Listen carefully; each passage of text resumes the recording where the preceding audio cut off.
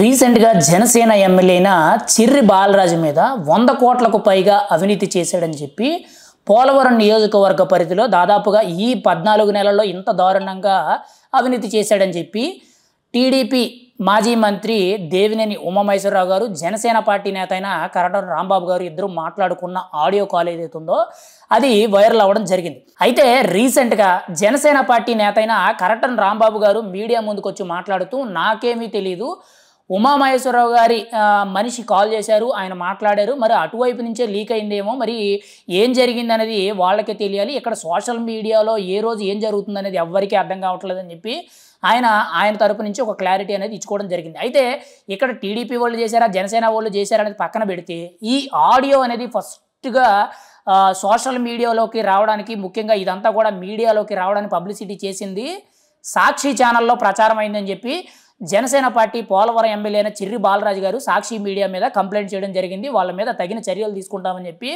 Already FIR file చేయడం అయితే జరిగింది. అంటే ఇక్కడ ఈ వాయిస్ కాల్ని, ఇటువంటి కాల్స్ని ఎలా బయటకు వస్తున్నాయి, ఎవరు లీక్ చేస్తున్నారు?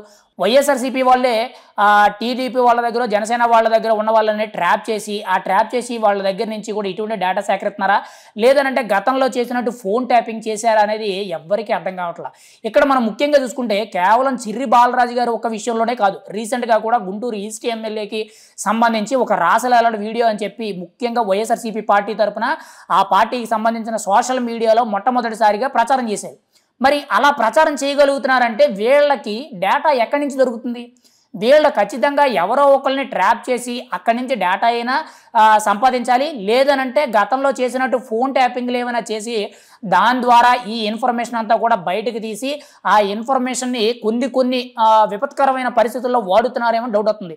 నేను ఎందుకు చెప్తున్నానంటే ఈ విషయం, ఇక్కడ రీసెంట్గా అధికారంలో ఉన్న ఇద్దరు టీడీపీ నాయకులకు సంబంధించి ఒక జనసేన ఎమ్మెల్యే గురించి ఇటువంటి వార్తలు అయితే రావడం జరిగింది. అంటే రాసలీలలో ఒకటి, అవినీతి ఒకటి, ఇంకొకటి పార్టీ మీద వ్యతిరేకత అనేటట్టు ఇలా 3 రకాల కారణాలతో కొన్ని విషయాలు అయితే బయటకు వచ్చినాయి. అయితే ఈ విషయాలన్నీ కూడా ఎలా బయటకు వస్తున్నాయి? అధికారంలో ఉన్న వాళ్ళు అయితే చేయరు, వాళ్ళకి శత్రువులుగా ఉన్న వాళ్ళు ఎవరైనా అంటే వైఎస్ఆర్సీపీ నాయకులు, వాళ్ళు వేరొక వ్యక్తులతో మాట్లాడి, అంటే ఇప్పుడు అధికారంలో ఉన్న నాయకుల దగ్గర ఉన్న పనిచేసే వాళ్ళ మేనేజర్లో, ఆఫీసర్లో, లేదంటే వాళ్ళ పిఏలు ఎవరైతే ఉంటారో వాళ్ళ దగ్గర నుంచి లాగుతున్నారా, లేదంటే డైరెక్ట్గా గతంలో చేసినట్టు ఫోన్ ట్యాపింగ్లు చేస్తున్నారా అనేది తెలియవలసి ఉంది. కానీ ఇటువంటి ఇన్ఫర్మేషన్ అంతా కూడా తీయగలుగుతున్నారంటే వాళ్ళకి ఏదో ఒక సోర్స్ అయితే ఖచ్చితంగా ఉంది, దాని మూలంగానే ఇవన్నీ కూడా చేయగలుగుతున్నారు. ఈరోజు ఇంత ఇన్ఫర్మేషన్ అనేది అధికారంలో ఉన్న కూటమి ప్రభుత్వానికి సంబంధించిన నాయకుల గురించి ఇటువంటి డేటా అంతా కూడా బయట పెట్టడం అనేది చాలా మందికి కూడా క్వశ్చన్ మార్క్గా మారింది. మరి రాబోయే రోజుల్లో ఖచ్చితంగా దీని మీద ఒక చర్య అనేది తీసుకొని అసలు ఈ డేటా ఎలా లీక్ అవుతుంది, ఎవరి ఫోన్లు ట్యాప్ జరిగినాయి, లేదనంటే ఎవరైనా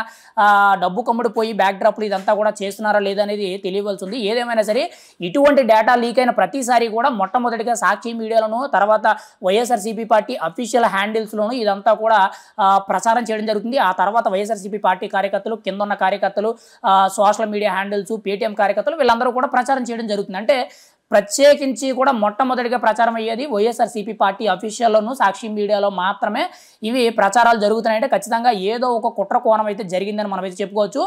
ఆ కుట్ర కోణంలో నేపథ్యంలోనే జనసేన ఎమ్మెల్యే అయిన చిర్రి బాలరాజుని దాదాపుగా 25 లక్షల వరకు కూడా డిమాండ్ చేశారని చెప్పి ఆయన అయితే ఒక ఆరోపణ తెలియజేయడం జరిగింది. ఇప్పటికే కూడా కేసు కూడా ఫైల్ చేయడం జరిగింది.